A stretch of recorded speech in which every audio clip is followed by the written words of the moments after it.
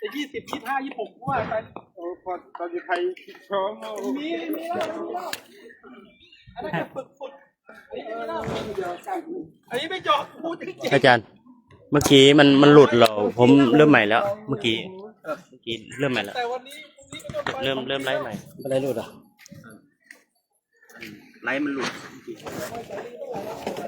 ตอนอาจารย์มีเอามานี่ก่อนก้าเอามานี่ก่อนก้าเดี๋ยวไปเรียนเนี่ยยาวเลย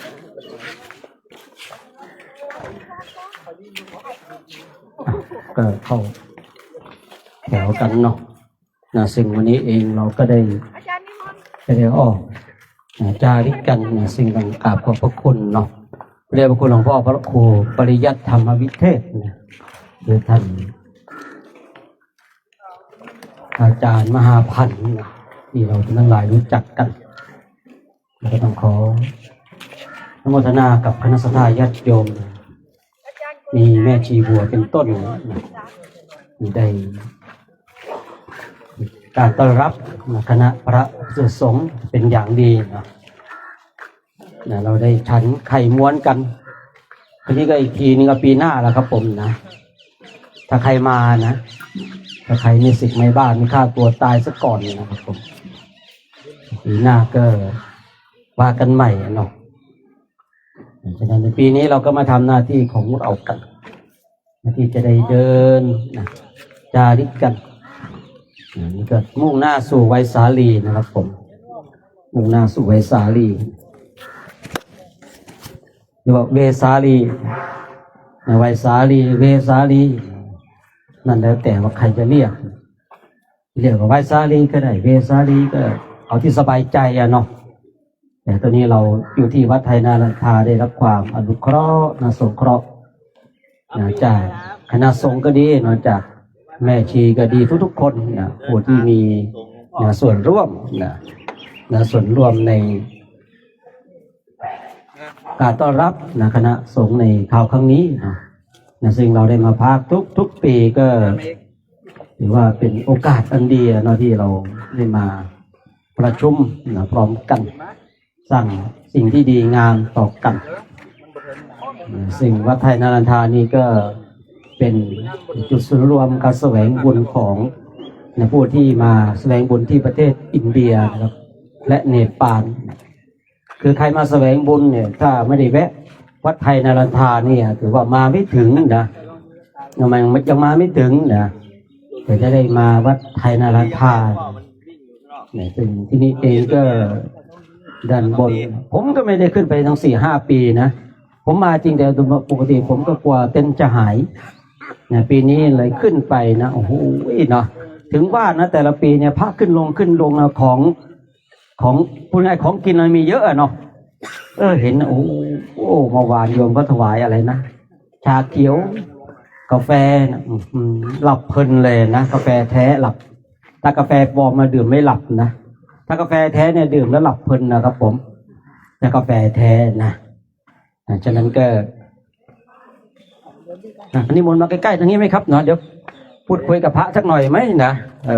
ไม่หรอกอาจารย์อันนี้มนต์มาใกล้ๆตรงนี้เดี๋ยวจะได้พอแล้วตรงกลางเมื่อกี้อาจารย์ในการต้อนรับกันเนาะเราก็ได้มาอยู่เนาะได้มาอยู่ได้มาอาศัยได้มาทำวัดสวดมนต์ได้มาเจริญธรรมกรรมฐานที่กล่าวไว้วัดไทยนารันทานี่ถ้าใครมาประเทศอินเดียแล้วไม่ได้มาเลยยังไม่ถึงอินเดียเนาะเพราะว่าเป็นจุดสำคัญนะจุดสำคัญอีกจุดหนึ่งนะที่จะต้องมาศึกษามาเรียนรู้มาทำความเข้าใจนะยิ่งเรามาตรงนี้เอาแม่เชี่ยบัวคุยอะไรกับพระหน่อยไหมฮะเขินยามที่จะคุยได้มาคุยเขินนะคุยกับพระหน่อยไหมพูดไม่เป็นเนี่ยนี่ขนาดพูดไม่เป็นนะคุยตัวแทนหน่อยคุยหน่อยมาตรงนี้มาเห็นหน้าพระหนูก็จะหัวเราะอยากอัดได้ว่าไม่อัดได้ไงเขาไลฟ์สดมัน อบได้ปะ ไม่แอบทำไม ขอน้อมกราบถวายความเคารพครูบาอาจารย์พระคุณเจ้าคณะพระธุดงค์นะคะจารึกธรรมธรรมยาตรา ก็แม่ชีก็ปลื้มปิติใจนะเจ้าคะทุกปีนะคะจะได้มีโอกาสนะคะพระธุดงค์มาแม่ชีก็ได้มีโอกาสได้สร้างบุญสร้างบารมีนะคะ ได้ทำบุญนะคะ ทุกปีก็จะตรงวันเกิดของแม่ชีวันที่19ก็เป็นโอกาสที่ดีได้ถวายภัตตาหารน้ำปานะนะคะ แล้วก็ได้ร่วมบุญนะคะสร้างบารมีแล้วก็ปีนี้นะคะก็ดีใจนะคะที่พระธุดงค์มาทันวันที่19แล้วก็ตอนแรกก็มีเหตุฉุกเฉินนะคะก็คือคุณพ่อเสียจากนั้นก็ด้วยสถานการณ์ที่ว่ากำลังต่อวีซ่าอยู่ที่ประเทศอินเดียซึ่งกลับไม่ได้ระหว่างนี้ก็คือรอวีซ่าออกก็วีซ่าออกเมื่อวันที่18ก็เลยตัดสินใจไหนๆก็ยังกลับไม่ได้เลื่อนวันรอวันอีกสักนิดนึงได้ถวายนะคะถวายเพลคณะพระธุดงค์เพื่อน้อมส่งบุญนะคะได้ความเมตตาจากพระคุณเจ้าหลวงพ่อสำเริงแล้วก็คณะพระธุดงค์ได้เมตตาอุทิศบุญให้คุณพ่อไลแซ่ตันนะคะก็กราบขอบพระคุณ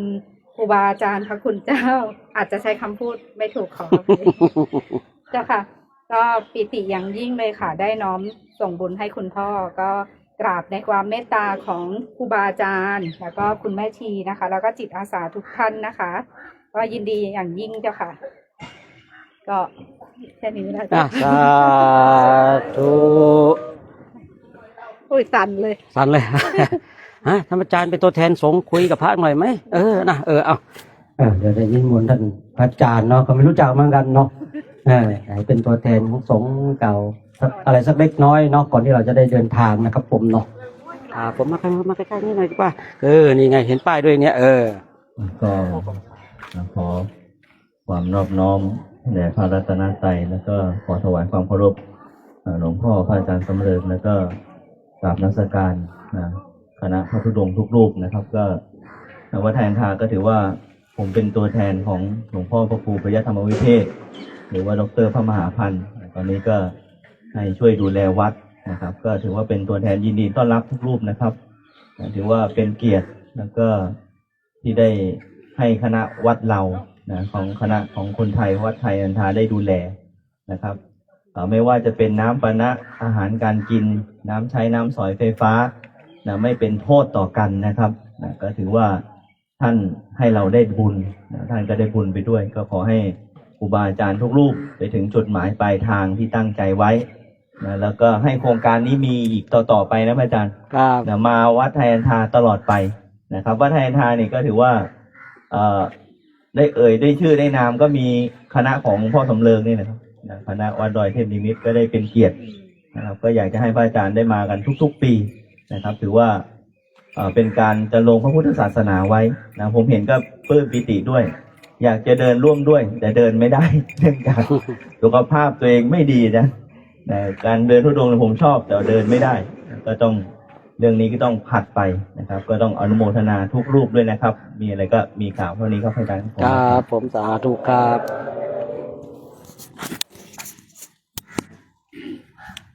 ถ่ายรูปตรงนี้ก็ได้มั้งได้อยู่นะเดี๋ยวเรารอหลวงพ่อสำเริงก่อนนะกำลังเดินมานะครับก็ต้องกราบขอบพระคุณเนาะท่านพระอาจารย์ที่เป็นตัวแทนผู้ดูแลวัดนะที่ได้ความต้อนรับเราเป็นอย่างดีเลยเนาะถึงแม้ว่าท่านดร.มหาพันธ์ท่านไม่อยู่ท่านก็มีพระนะคอยดูแลเรานะเราก็ได้รับความสะดวกสบายนะทุกสิ่งทุกอย่างเนาะถ้าคณะพระจาริกธุดงค์ทำอะไรผิดพลาดไปก็ต้องผมเองก็ต้องขอรับผิดนะต้องขอกราบขอโทษด้วยเนาะเพราะว่าบางทีก็อาจจะทำอะไรผิดพลาดไปกันนะเพราะว่าพระภิกษุสงฆ์ก็มาจากหลายที่หลายแห่งแต่ท่านก็มีจิตใจเจตนาที่จะมากราบสังเวชนียสถานทั้ง4กันเพื่อสะสมซึ่งบุญบารมีมาเดินตามรอยบาทพระศาสดาซึ่งตามโครงการที่พระเดชพระคุณหลวงพ่อได้กล่าวไว้เนาะฉะนั้นในเช้านี้ก่อนออกเดินทางเราก็จะได้รับฟังโอวาทจากหลวงพ่อกันเนาะก็สวัสดีตอน สายเนาะตอนนี้สายเนาะ ครับ ตอนสาย วันนี้เราจะได้เดินทางออกจากมหาวิทยาลัยนารันทาหรือว่าวัดไทยนารันทาเดินของเราต่อไป เพื่อเป็นการฝึกฝนอบรมจิตของเรา ให้เป็นจิตที่ใสสะอาดบริสุทธิ์จิตมีแต่พระพุทธเจ้า ให้จิตของเรามีแต่เรื่องดีๆนะเรื่องดีๆเกิดขึ้นเรื่องอิจฉาเรื่องนิสัยเรื่องความชอบใจไม่ชอบใจ ให้มันบรรเทาเบาบางแล้วก็หมดไปนะ ก็ขอให้ทุกท่านจงมีแต่ความเจริญในธรรมนะเจริญในธรรมขององค์สมเด็จพระสัมมาสัมพุทธเจ้าของเราก้าวทุกก้าวมีพระพุทธเจ้าอยู่ในใจให้เจริญด้วยธรรมะของพระองค์จนถึงที่สุดแล้วได้เข้าถึงฝั่งของพระนิพพานด้วยเถิด เวลาของพ่อนะครับโชคดีนะครับสาธุสาธุเข้าไปว่างจะได้ไปเยี่ยมที่วัดครับนิมนต์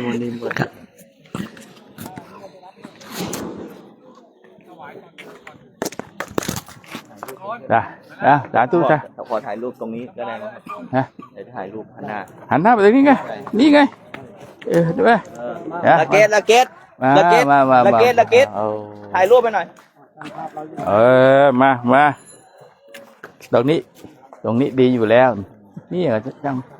นี่ของภาพนี่วัดดอยนี่ไงต่อไปจะได้ติดตามถ่ายรูปให้หลวงพ่อด้วย นี่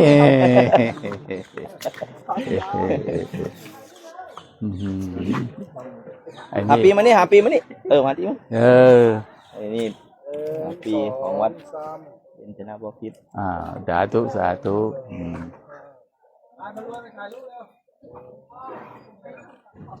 ครับผมสาธุนะครับผมครับโชคดีครับโชคร่างกายแข็งแรงครับไม่ชี้มาถ่ายมาลอยมานี่ถามไหมทางนี้มาจิตอาสาหันหน้าทางนี้ลูกมานั่งลงนั่งลงเลยมาลงมานี่เห็นหมดไหมหมดกล้องใหญ่น่ะพนมมือเจ้าดาเกตเข้าด้วยมาดาเกตเข้ามาก่อนนี่ตรงนี้แหละอยู่กับใคร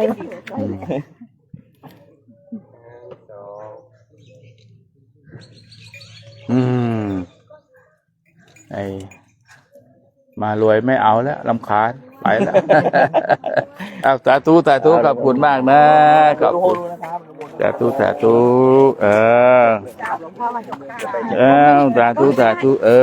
ดีเอาใครได้ละบอลละสาธุทั้งท่านแข้งขาอาจจะไม่ดีเนาะบุญรักษาทุกท่านเนอะวันนี้แถวไหนไปเดี๋ยวพ่อมีของถวายตรงนั้นเนาะโอ้งั้นต้องหลบดิต้องไว้ก่อนไม่ใช่ไปรอไปบาทต้องไว้อยากจะผอมอยู่เหมือนกันนะอาจารย์ปีหน้าจะผอมให้ดูจะรอดูสาธุจ้ะ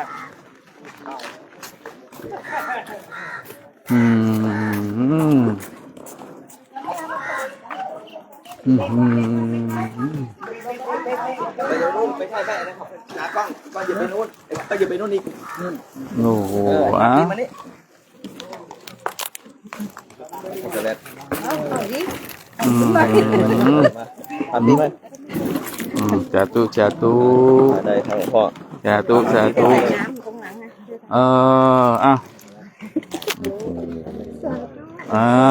ค่ะเริ่มต้นใส่แต่เขาใส่เขาสลัดกัน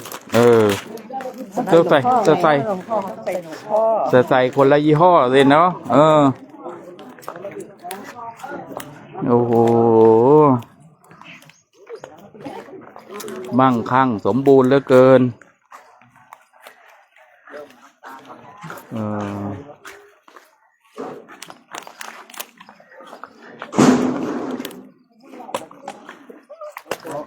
ให้ดีเก็บของคุณให้ดีก่อนกันผมจะเอาไปขึ้นรถ อ่ะมันก็เหมือนกันนั่นแหละไปเบสเหมือนกัน เราไปแวะข้างทางดี บนรถแล้วกะไปใส่บนรถแล้วกะ น้องคนได้ยังไงลืมเลยน้องไม่เป็นไรจ้ะไปคิดกันจะไปขอดูคลิปนะครับ ครับ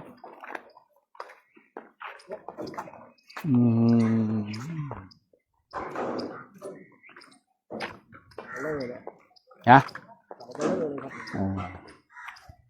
ที่นี่มันแผ่นดินไหวบ่อยนะดูของเขาไหวไม่เป็นไรเนี่ยไหวไม่เป็นไร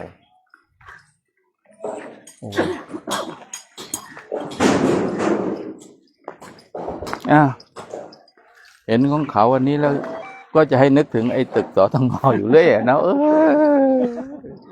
เดี๋ยวจะไปว่าประชดประชันประเทศไทย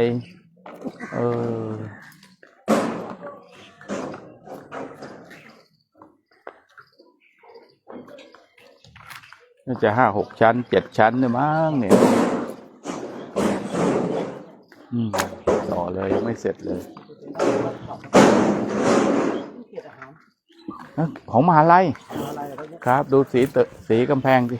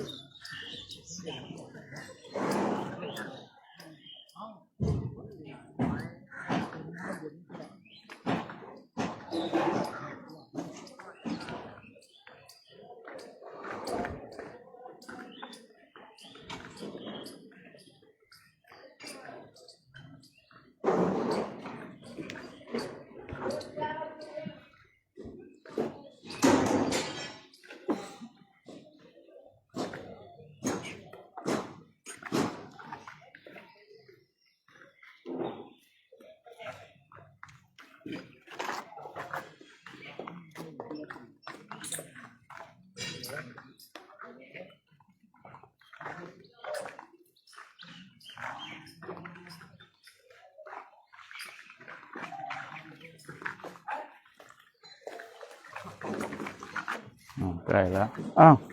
หนูชิ้นเมื่อกี้จักรยานเหรอเหรอเหรอโอเคใกล้เคียงไป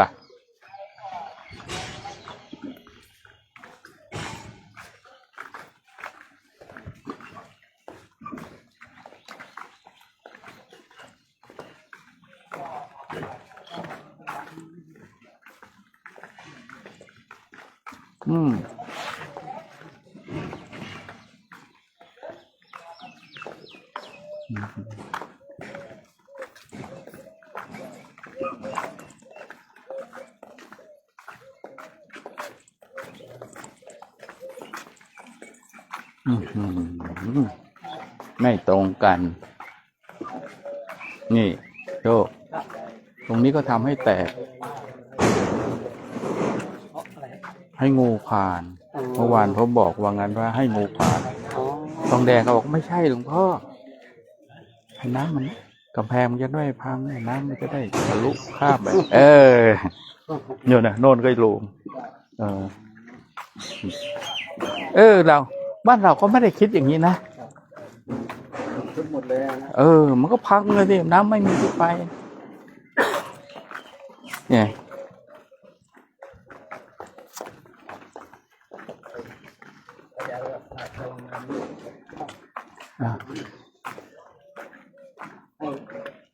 มันจะไปขี้รอรับนะ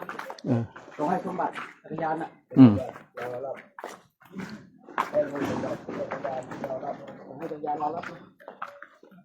แสดงว่าขี้ไหลแบบนี้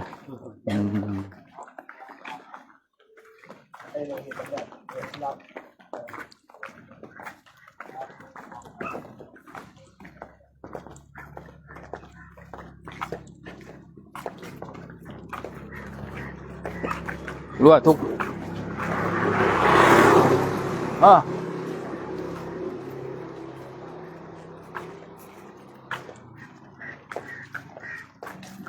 ไง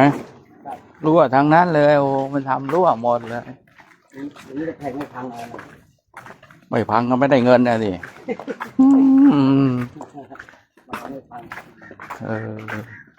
มีที่ไปอ่ะนะ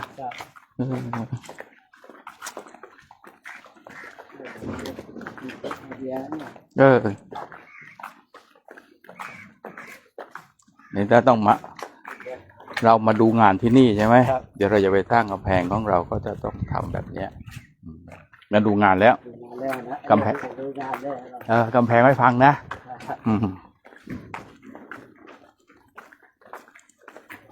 มันจะมีของมันทุกช่องเลยดูด้วยดูข้างล่าง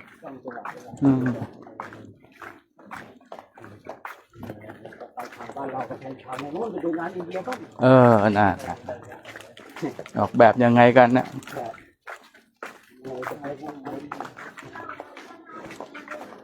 มันไม่ได้เป็นทุกช่องเลยเนาะเนี่ย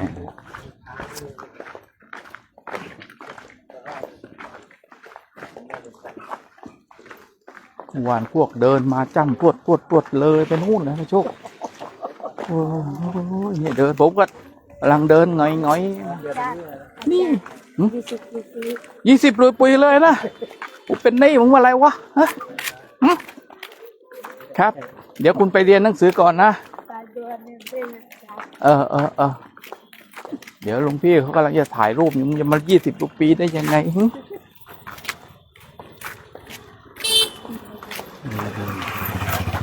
แหมนี่อัปเกรดนี่เนาะเป็นนักเรียนนะเป็นนักเรียน5 ปีไม่ขอแล้วขอ20แล้ว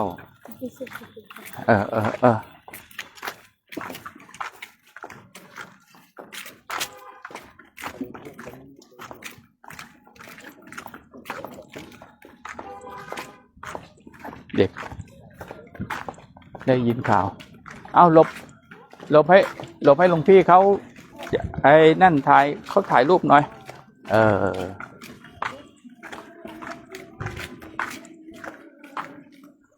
ถึงว่าทำไมถึงรีบเดินมาที่นี่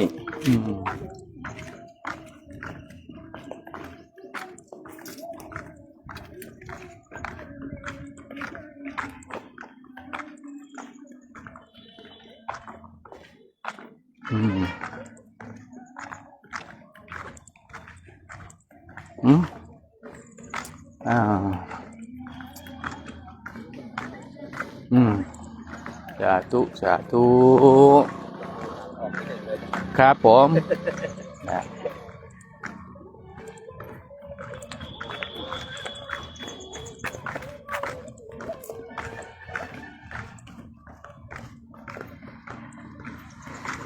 ปีแล้วเราไปทางลัดใช่ไหมได้ดิโอ้เมื่อวานยังไม่มีกระจกเลย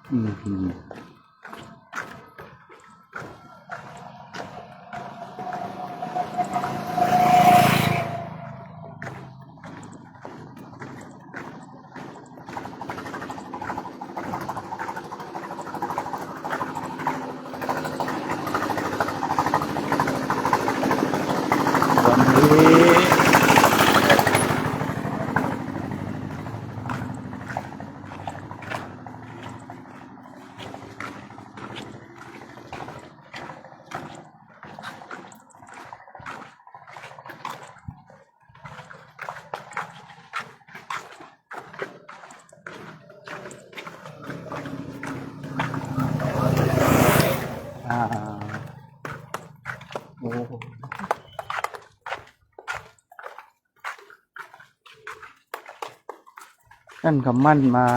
เข้ามาเยี่ยมเยียนมหาลัยหรือเปล่าลูกศิษย์เก่านี่โอ้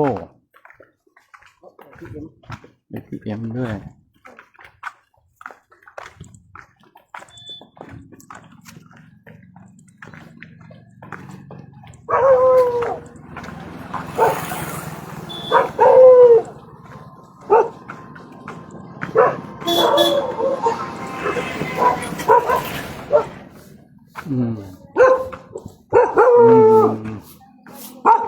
เออ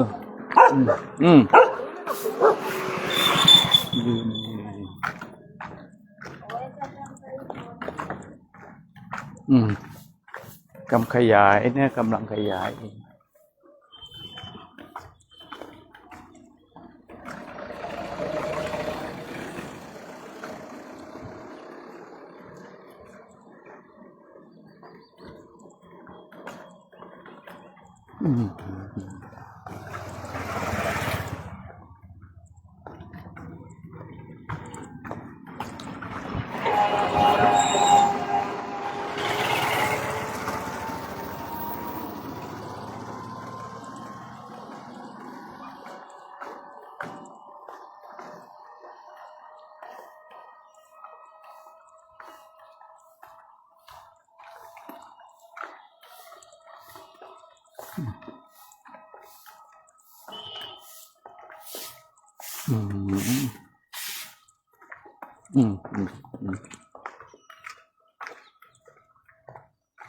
นี่บริหารกาย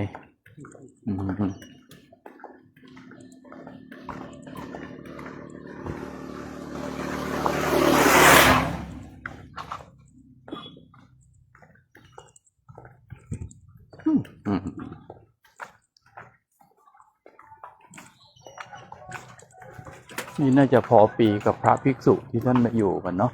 น้ำนี่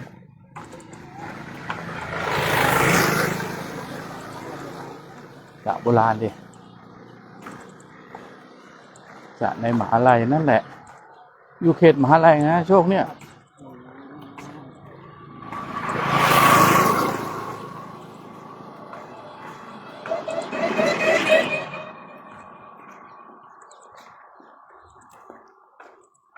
ทีแรกๆเขาจะเวรคืนชาวบ้านเขาบวงครับเป็นมหาลัยครับก็เลยได้เฉพาะที่มีอิฐหินปูนทรายแค่นั้นนะ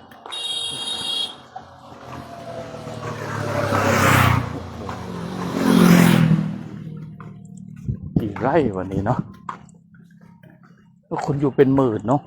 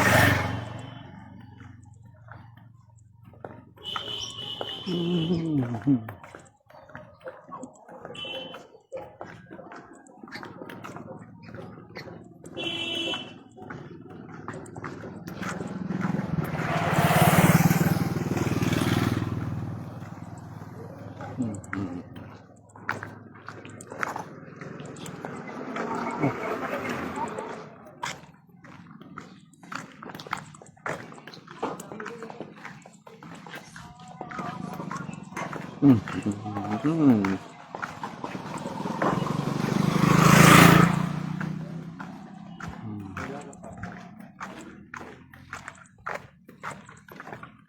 โอ้นั่นน่ะสิโอ้นี่ยังเดินไม่พ้นเลยเนี่ยเนาะโอ้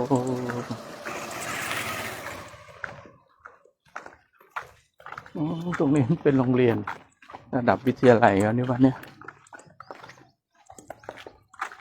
โอ้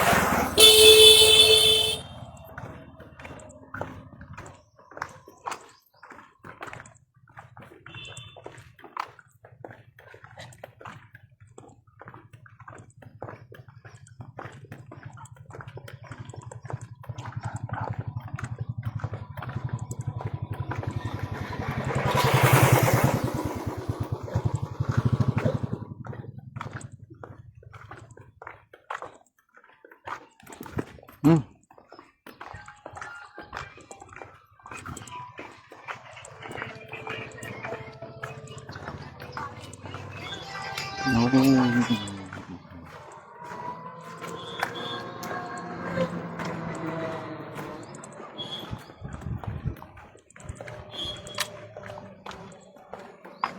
มันกำลังจะโอเพน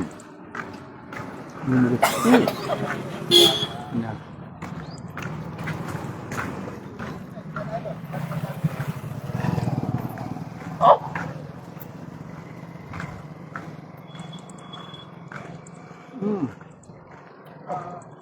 สาธุสาธุสาธุนี่มานั่นมหาวิทยาลัย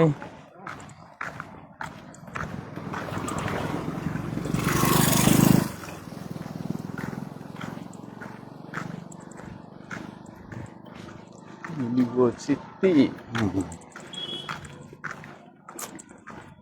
City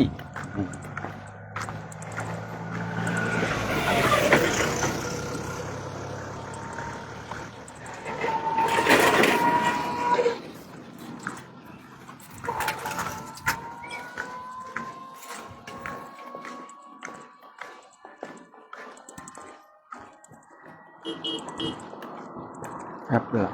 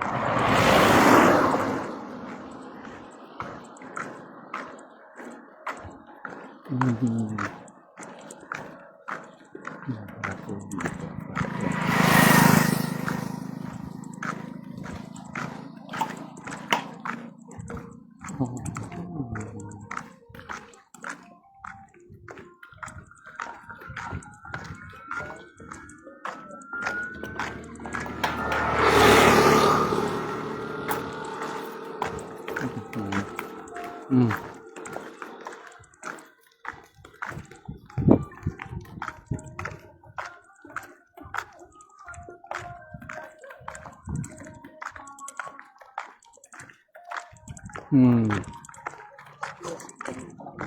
เออ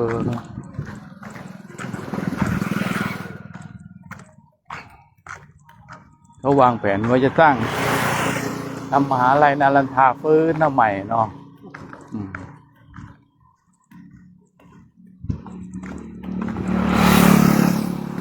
โอ้โห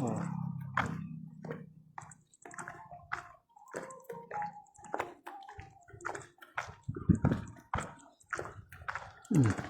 อืม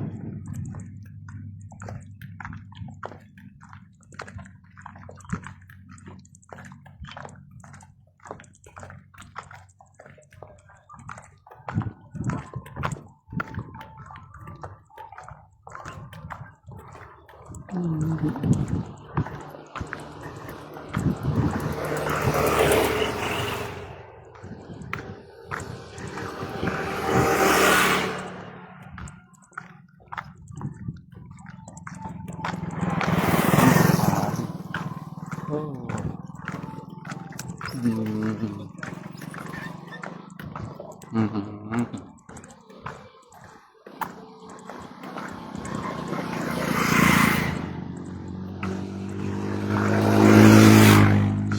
โอ้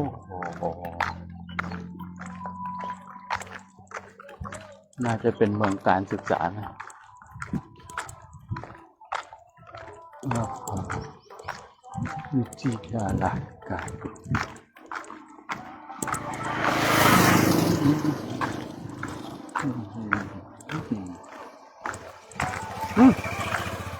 ตรงแล้วออกขวางั้นข้ามถนนเลยไหมข้ามเลยกลางวันเนี่ยปลอดภัยที่สุดอินเดียเนาะรถก็ไม่ต้องกลัวเหมือนเมืองไทย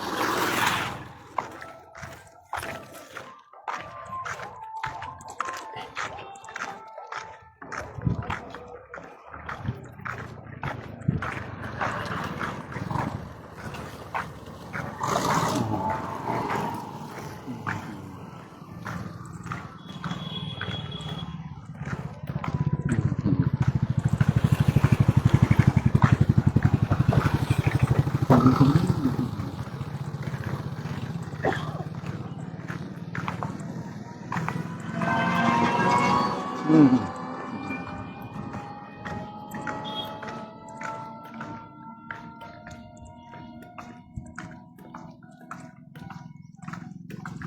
เชื่อชี้เชื่อ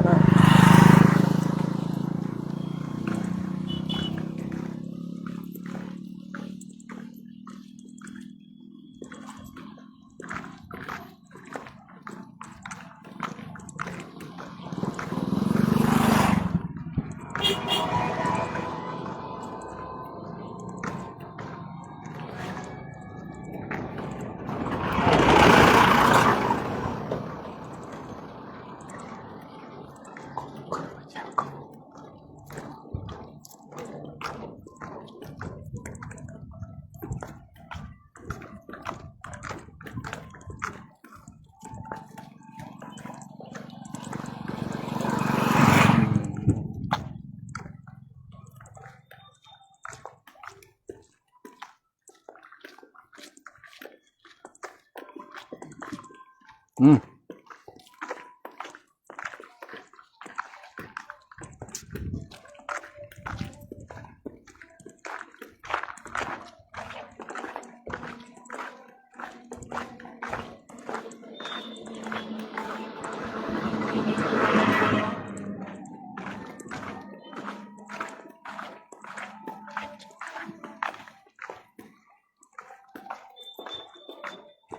อืมอืม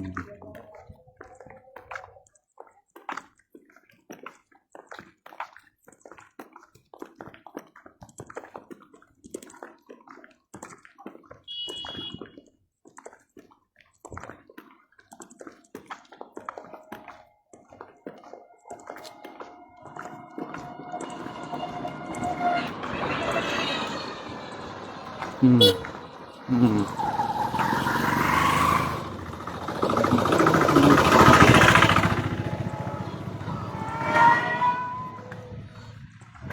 เข้าทางของเรานะโชคเนาะ มีทีมเดินไปฝั่งนู้นแล้วมันใช้ว่าฝั่งเดินทางนี้อะไร เอ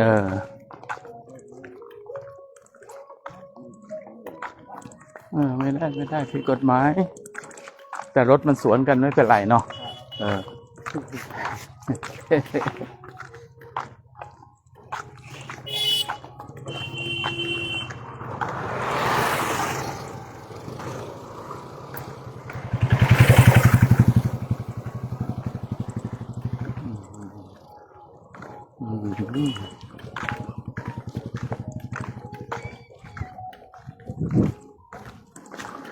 อืม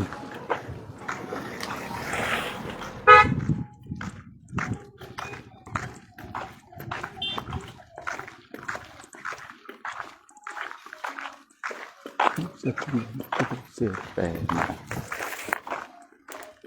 เขียนได้ใคร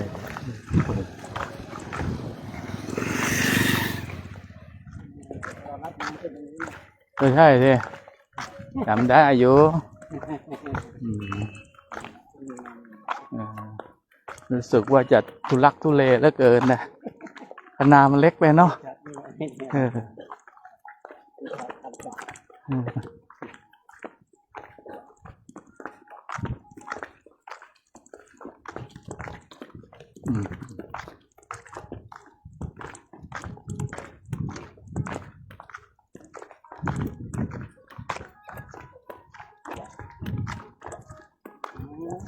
ต้นไม่เสร็จจ้า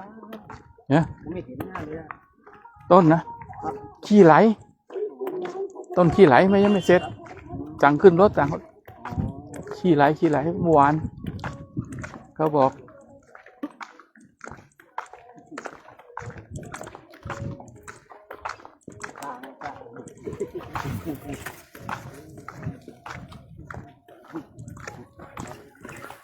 อืม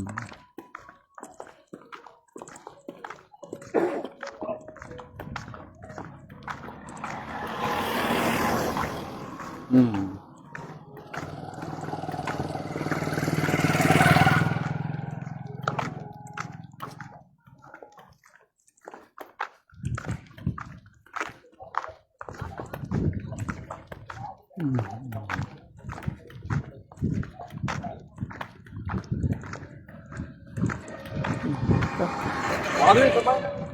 อื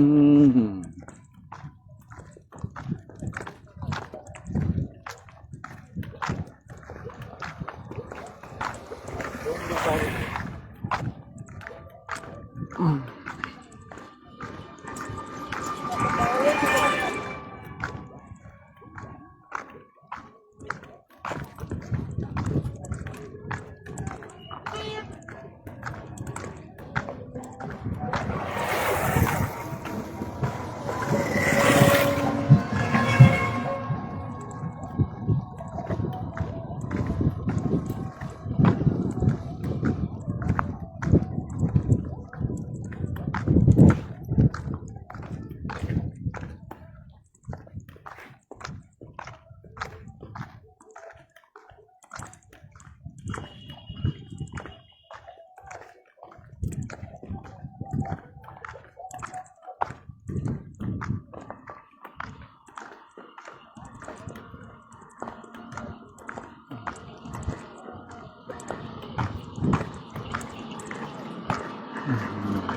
อืม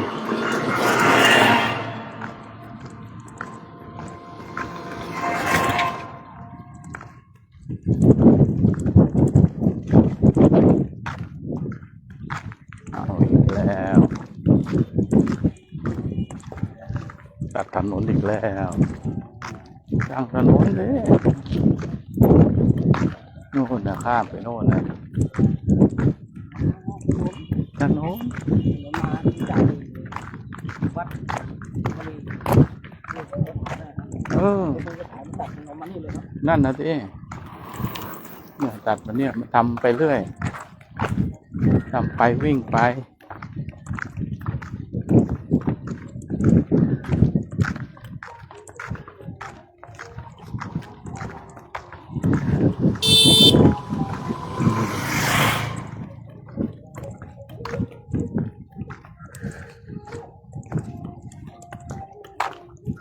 อืม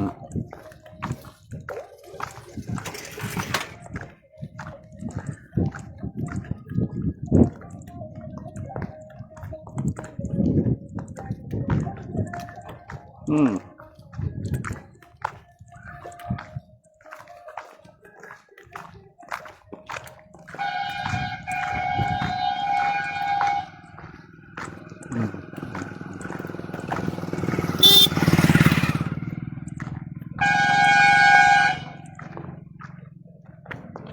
หลบมาก่อนอืม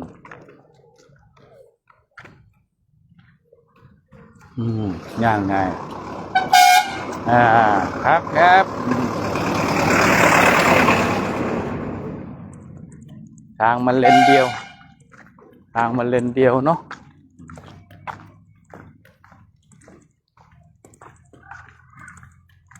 โอ้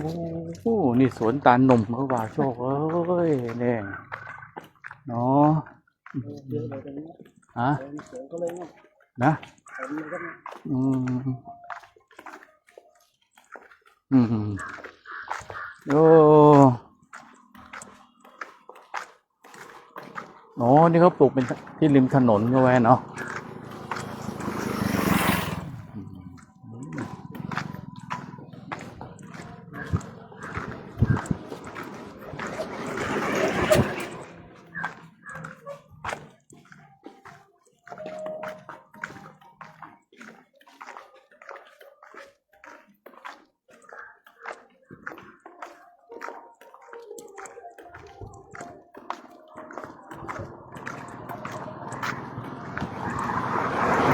อืม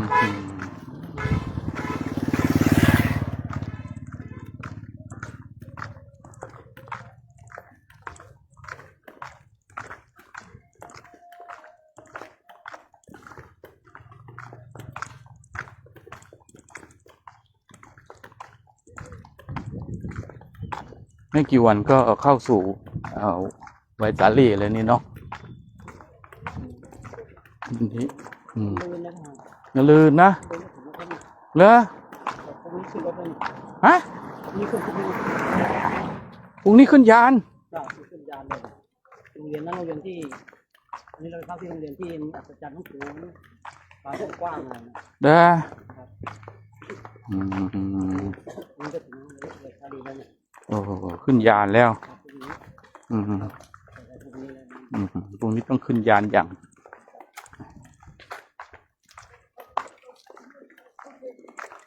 ที่ปัตตนะเขาสร้างเมืองน่ะพุทธเจ้ามาพอดี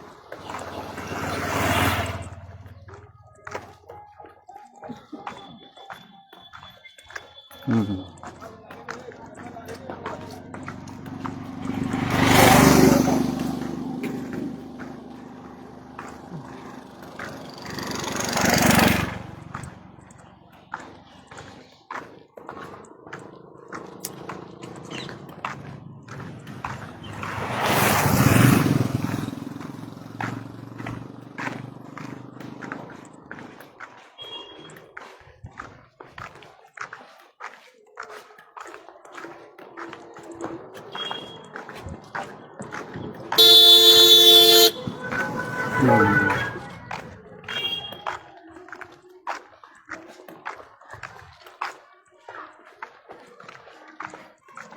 อืม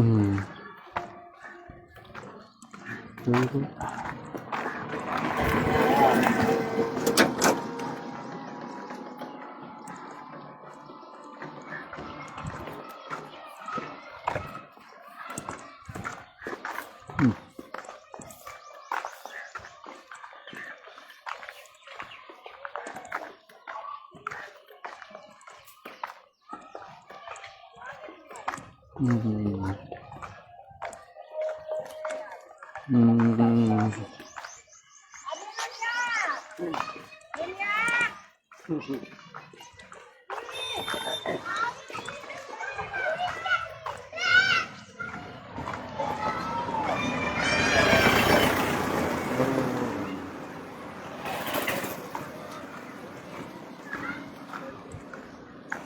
อืมอืมสาธุฮะไอ้ฝาอืม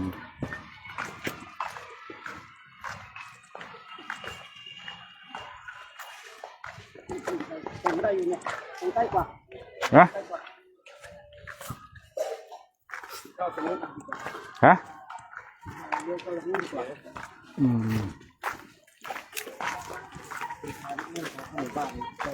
นะ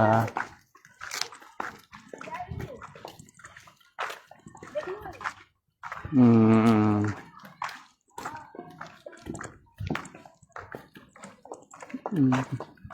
เดี๋ยวนี้เขาเจริญแล้วนะ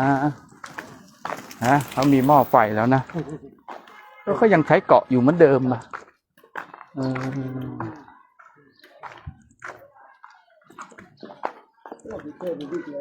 ฮะวิ่งยังไงก็เขาไม่ใช้ตู้เย็นเขาก็ไม่ใช้โชคเอ้ย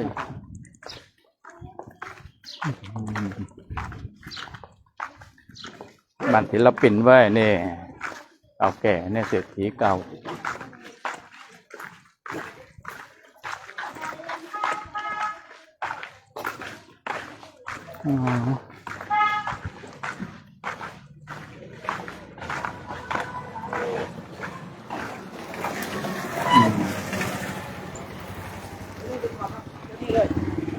ได้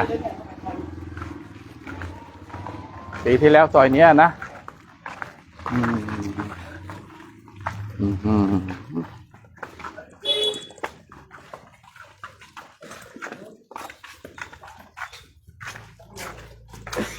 ไปทางไหนโชคเนี่ย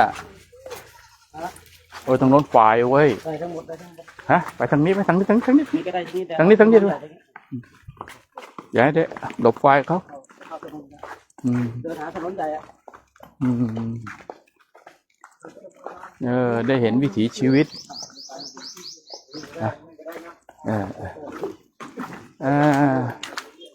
สุขีสุขีเทคไปเทคนี้ไปได้ขอบคุณ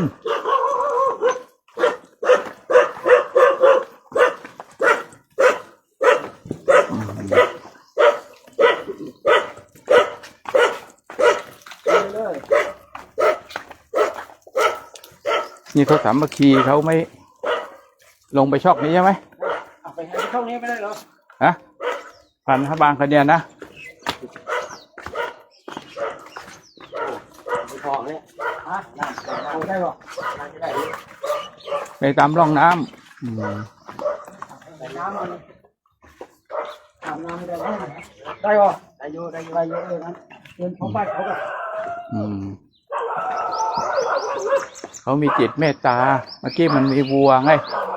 ไอ้มีไฟเขาเดี๋ยวไฟเขาตกใจ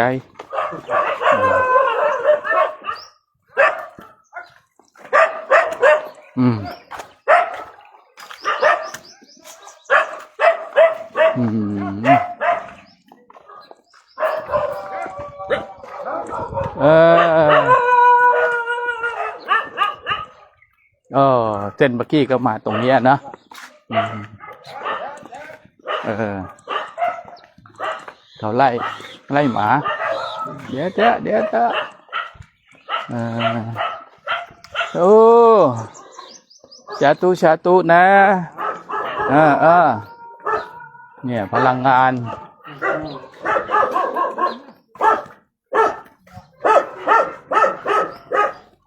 วนออกข้างนี้นำถนนอยู่นะนี่หาเดินหาถนนนะ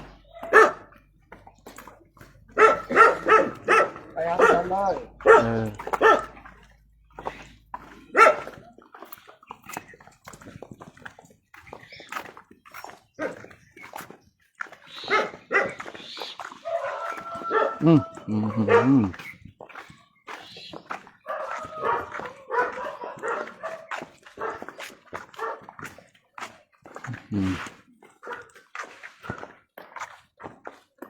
ไม่ได้ก็เลี้ยวขวาตรงนี้เลยเดี๋ยวควายตรงนี้เลยข้างหน้าไปหน่อยได้ไหมโอ้โหวนไปอีกหน่อยไหมตรงนี้มันชนควายเลยไปอีกหน่อยข้างหน้านิดหน่อยได้ไหมไปไหนหลบต้นไม้หลบต้นมันใช้มันรวยนะเนี่ยโชคเอ้ยใช้เสาไฟไปเลย เป็นที่นั่งไปปึ๊ดเลยนะมันก็ใส่เครื่องลาดตรงนี้ครับเลย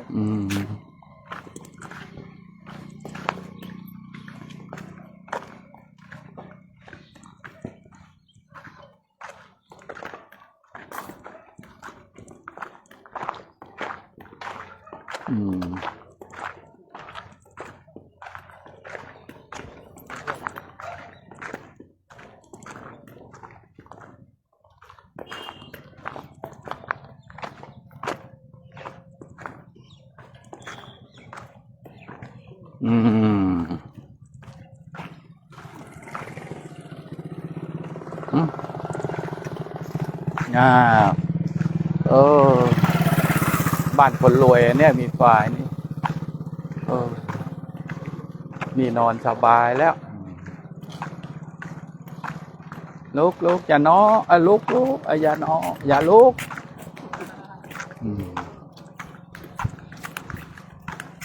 โอ้สาธุสิทธิ์นาลันทาสิทธิ์วัดไทยนาลันทา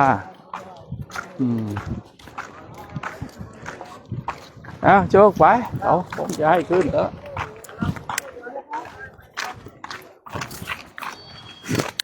ครับผม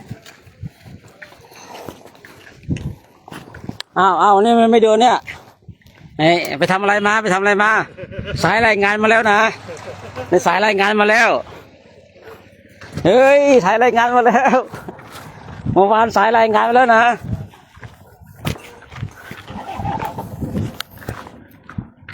ญาติโยมตอนนี้ก็เดินทางต่อเนาะหลวงพ่อก็ขึ้นรถแล้วตอนนี้นะเดี๋ยวกำลังให้กำลังใจพระต่อไปก็ขับเคลื่อนต่อไปญาติโยมก่อนที่จะถึงที่พักก็อีกไกลโขอีกไกลแล้วเราก็ได้มาร่วมกันส่งพระในช่วงพักเช้าเนาะส่งพระช่วงพักเช้ากันพา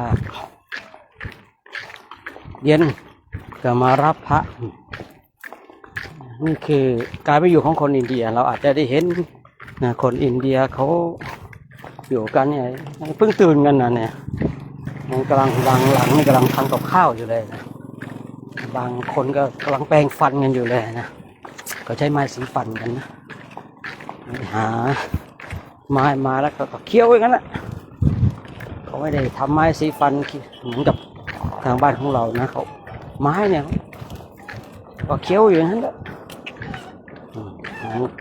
บางคนละสมัยหน่อยก็ใช้แปรงสีฟันละออกไปนอกเมืองแบบเนี้ยบ้านก็เจอไม้สีฟัน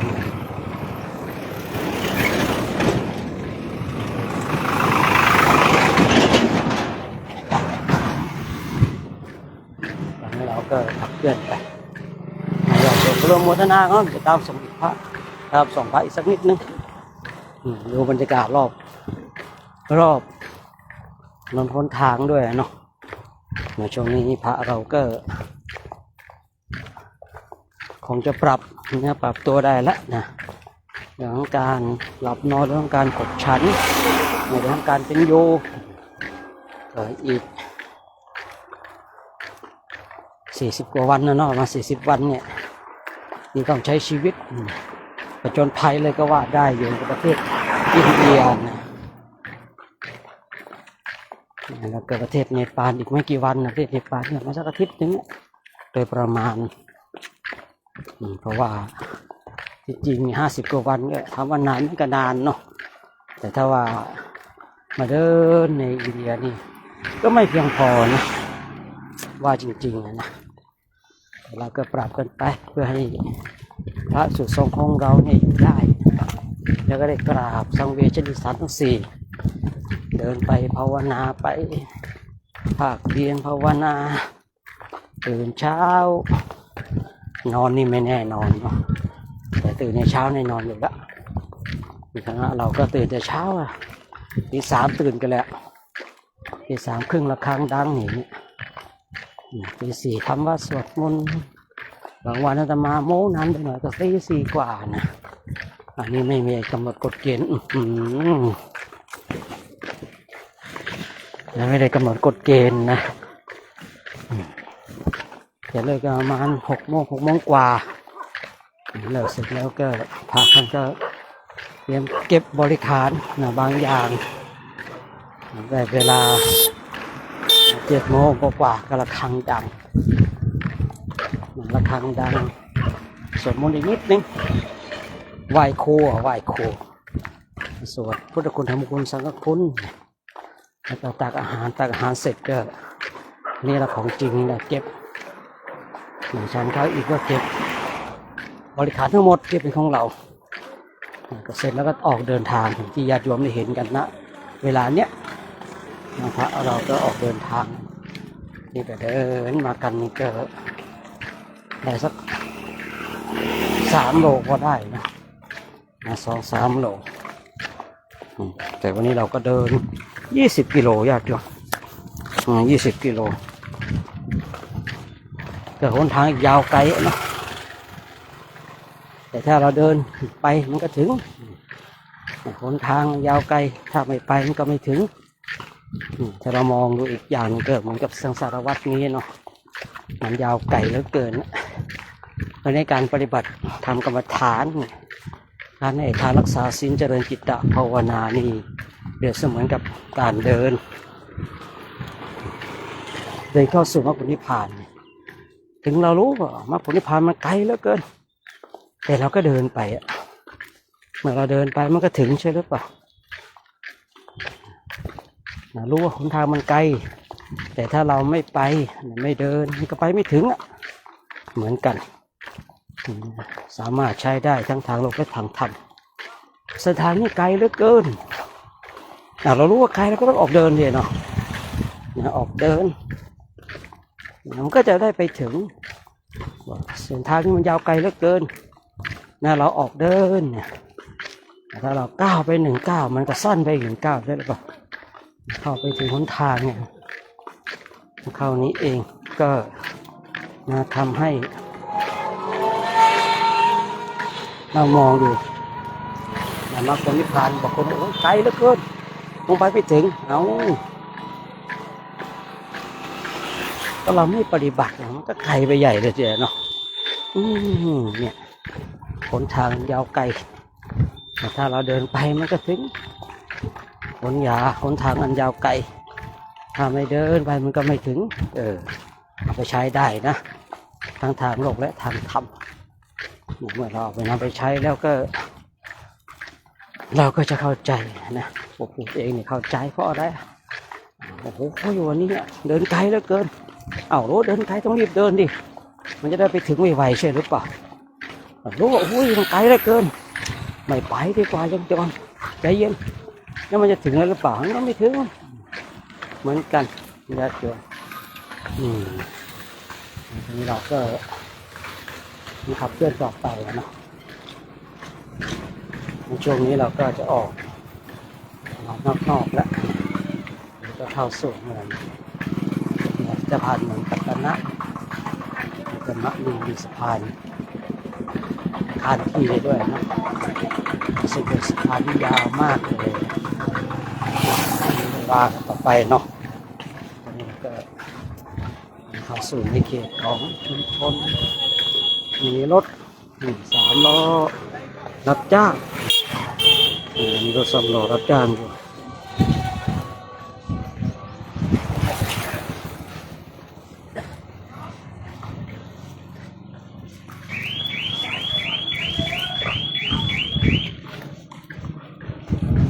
อันนี้ร้านค้านานๆจะเห็นแม่ค้าเป็นผู้หญิงนะปกติก็จะเป็นผู้ชายเมืองแขกใช้หัวมีปัวเฝ้าห้าง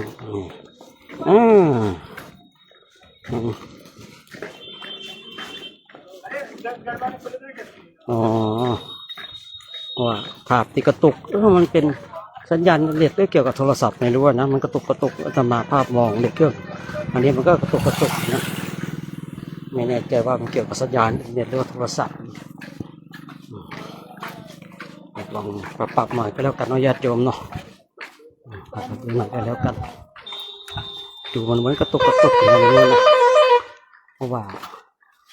เกี่ยวกับสัญญาณอินเทอร์เน็ตด้วยหรือว่าเกี่ยวกับโทรศัพท์ก็ยังไม่แน่ใจนะนี่ก็มันกระตุกญาติโยมก็ว่าหลายคนกระตุกนะไงก็ปรับนิดนึงนะญาติโยมเนาะให้เป็นปรับนิดนึงก็แล้วกัน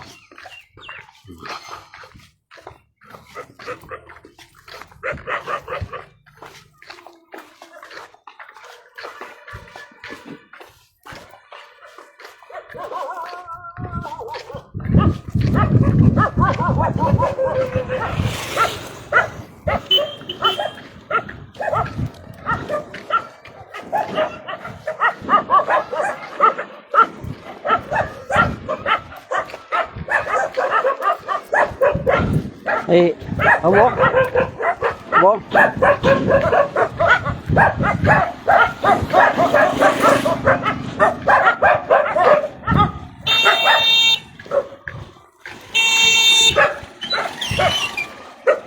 กดกันสั่นด้วย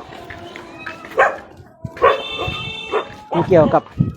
มันกระตุกมันเกี่ยวกดกันสั่นเนาะมัน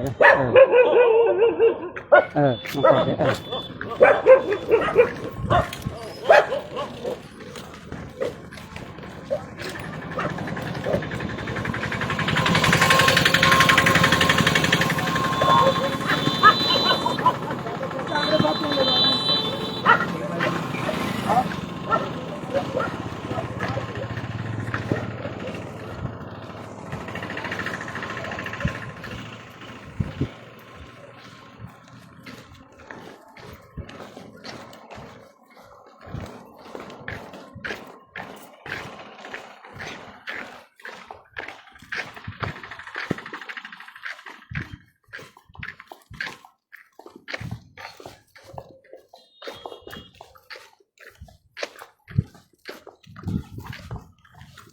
เอาละนะญาติโยมเนาะวันนี้ก็เดินตามส่งพระเพียงเท่านี้ก็แล้วกันนะ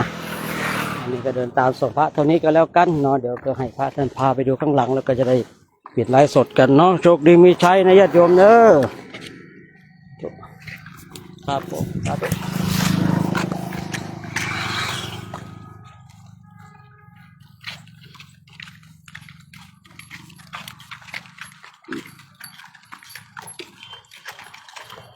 รักษาสุดเจริญพรญาติโยมเข้ามาเบิกจิตนี่นะวัดอโศการามแป้งกินแป้ง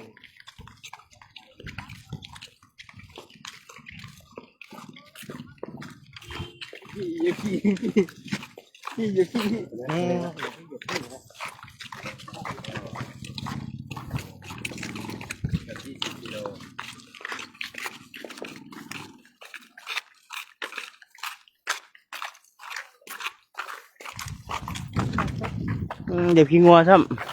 เนี่ยมันน่ามากินใหม่ป่ะอะไรได้กินว่ากินใหม่ด้วยอะไรกินใหม่ป่ะ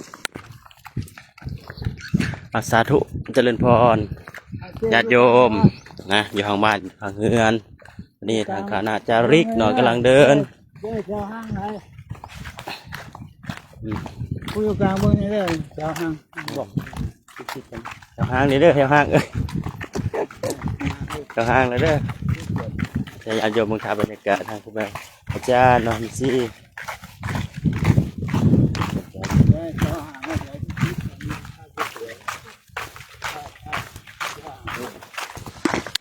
ทักทายญาติโยมเนี่ยมีเพื่อนอีกแล้ว ให้พี่ก่อนก่อน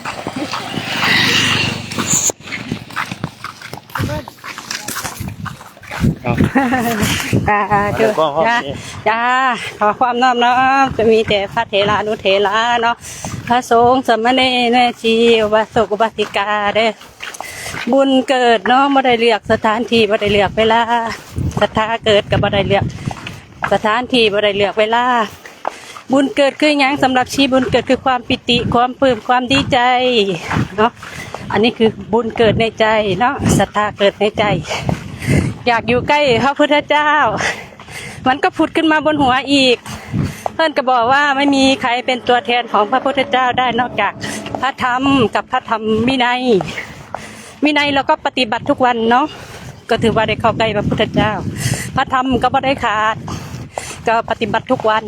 สองอย่างนี้เป็นตัวแทนของพระพุทธเจ้าก็ถือว่าเราเป็นลูกรักของท่านแล้วพระธรรมสองอย่างนี้ทุกวันพระธรรมกับพระวินัยเนาะก็ได้ถือว่าอยู่ใกล้พระพุทธเจ้าแล้วบุญก็เกิดแล้วศรัทธาก็เกิดแล้วต่อไปก็ทำหน้าที่ก็ทำสิ่งที่อยู่ข้างหน้าให้มันดีที่สุดทุกๆก้าวมีพระพุทธเจ้าอยู่ในใจหน้าที่ของเรามีแค่2 ก้าววันนี้ สาธุชี้ให้พรเด้อไม่เคยให้พรเลยตั้งแต่ไลฟ์มาสุขอายุวันโนสุขังพลังสุขีทีคายุโกความสุขสวัสดีจงมีแก่ทุกท่านเด้อสาธุได้สาธุ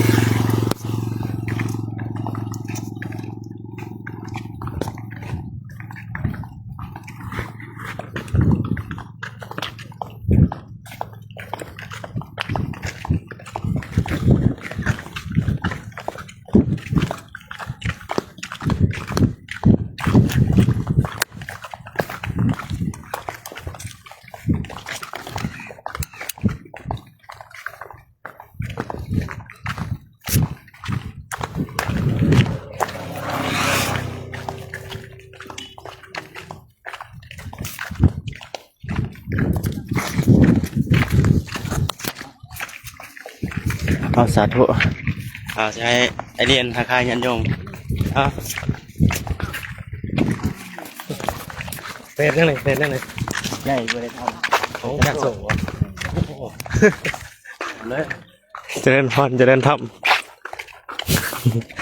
แสงสีใสสองสันขั้นฝากเพียงปรับยิ้มเปลวแสงสองแง่งเห็นแจ้ง แสงปัญญาสนองไห้ใจนครเฮืองหุงหวังเอาไว้เบิกฟ้าเลื่อนหนาสู่ที่ไม้แสงบะถ้ำโมยมหย่อหากเสริมนอแนวแหนงสืบทอดแฟนเพียงถนอมกอมกลมเกี่ยวฝันสายผู้พันมูลเสือเครือเริ่มบรุษราสายศรัทธาโบเสื่อมเสาทำพระพุทธทำพระเจ้าโบเสื่อมศูนย์ก็ขอสุขีเจริญพรสายนำศรัทธาของตนญาติโยมว่าทุกคนทุกหูทุกทานเด้อที่เขามารับชมรับฟังทางไลฟ์สดทางเฟซสุขใจที่ได้ทำนี่ก็เป็นสาวบ้านใหม่ที่คณะโครงการจริยธรรมของพ อแม่ครูบาอาจารย์เฮาไหลเลินอยู่ในประเทศอินเดียที่เมืองนานันทากับมื้อนี้วันที่เท่าไหร่ครับเนาะที่21เนาะวันที่21เฮาเดินมาหลายจังมื้อละที่12ฮะมันที่21จังมื้อเนาะ11 12มื้อนี่แหละคันชื่อบ่ผิดจำบ่ผิดอันนี้ก็ผู้ใดติดตามทางเฟซก็สิเห็นได้ว่าพ่อแม่ครูบาอาจารย์เฮาเลินจนเช้าฮอดค่ำอันนี้บ่งบอกถึงหยังของตนญาติโยมบ่งบอกถึงว่าพ่อแม่ครูบาอาจารย์คณะ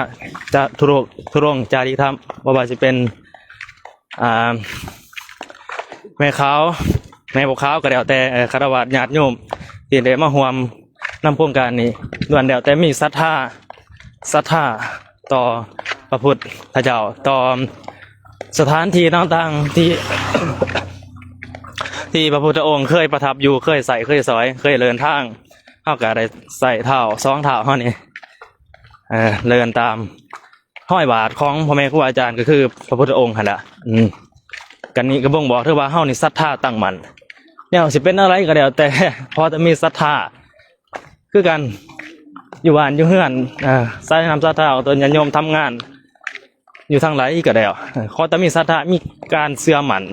ปักหลักใจตั้งมั่นนะเฮ็ดอันไรทำอันไรว่าเฮาเฮ็ดแล้วมันสิประสบผลสำเร็จเฮ็ดแล้วมันจะไปได้ดีนั่นแหละคือความเชื่อแต่ว่าในพระพุทธศาสนานี่เพิ่นแบ่งความเชื่อออกเป็น4ความเชื่อแต่ตัวนั้นสิบ่เว้าถึงตัวนี้ก็มาเว้าถึงศรัทธาเข้ามาอย่างนี่ไรศรัทธา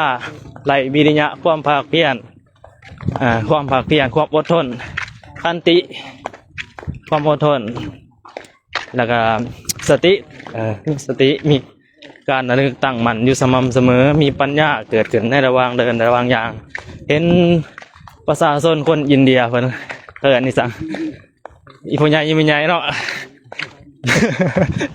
นี่ล่ะสไตล์อาวังอยู่อินเดียบางคนก็โอ้มันไฟนอเหลืองๆก็คือไอ้นี่หัวโดนๆมาอย่างอยู่ประเทศอินเดียเนี่ยก็บ่เคยเห็นเด้บางคนก็ย่อมือบางคนก็ย่อมือนบบางคนก็เนี่ยมึงซื่อๆหั่นแหละบางคนก็บ่เกิดศรัทธาบางคนเกิดศรัทธาอันนี้ก็คือการเผยแผ่การฝึกตนในดินแดนพุทธภูมิดินแดนชมพูทวีปขั้นสิย้อนไปในสมัยครั้งพุทธกาลพระพุทธองค์เพิ่นก็ได้ทรงสาวกไป60รูปเพื่อไปเผยแผ่พระพุทธศาสนาให้รุ่งเรืองเจริญโดยน้ำใส่ลักที่ว่างามในเบื้องต้นงามในท่ามกลางงามในที่สุดก็คือโดยน้ำใส่ศีลสมาธิปัญญาหั่นแหละเผยแผ่อันอธิบายอีกมันก็สิไปยาวแต่เป็นการทักทายซื่อของตัวญาติโยมบางคนก็สงสัยยังมีคำถามบ่มีหรอคันบ่มีก็สิขอปิดไลฟ์อวยพรอวยไส้ให้นะบ่มีเนาะก็สิบ่มีแล้วก็ขออวยพรอวยไส้ให้ญาติโยมทุกคนทุกท่านที่เขามารับชมรับฟังทางไลฟ์สดก็ขอให้มีแต่ความสุขความเจริญคิดอันหนึ่งปรารถนาสิ่งใดที่เป็นไปโดยชอบประกอบไปด้วยคุณศีลคุณธรรมขอความคิดความปรารถนาเหล่านั้นจงสำเร็จบ่ว่าสิเป็นการทำมาค้าขายอันใดธุรกิจการงานที่พวกเราทานค้นคว้าอยู่ก็แล้วแต่ก็ขอให้สิ่งนั้นจงสำเร็จโดยเร็ววันด้วยเถิดเอาสาธุไปขึ้นไ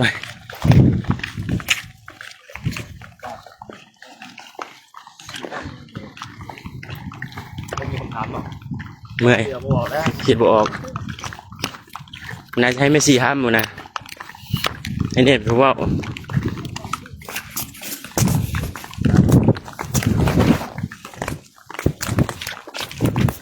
น้ำมันท่านทำบนพระพุทธเจ้าเอาดอกมันเอาส้มเลี้ยงติดกินเลย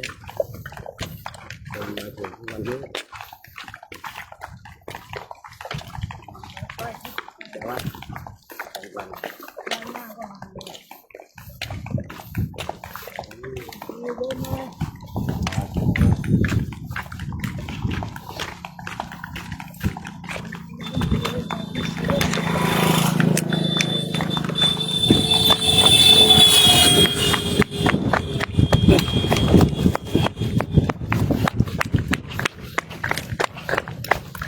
วินงามๆนะครับ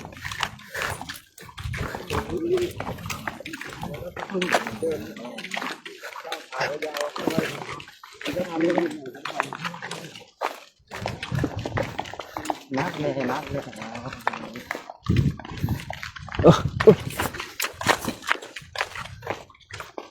เอาแหวะเนี่ย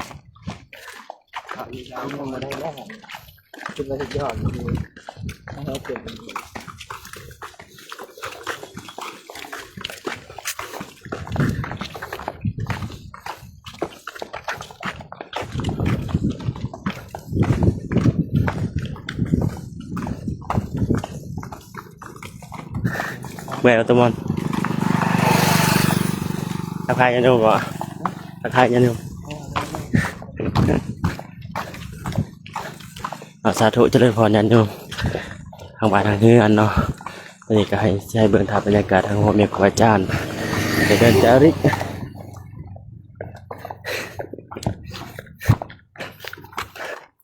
โอ้เจ็บตีน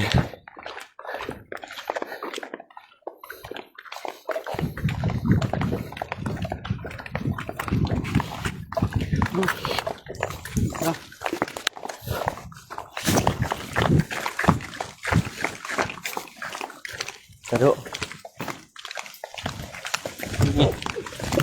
ngồi lên đi thấy không นายสารถ่ายอย่าดูเลยนะ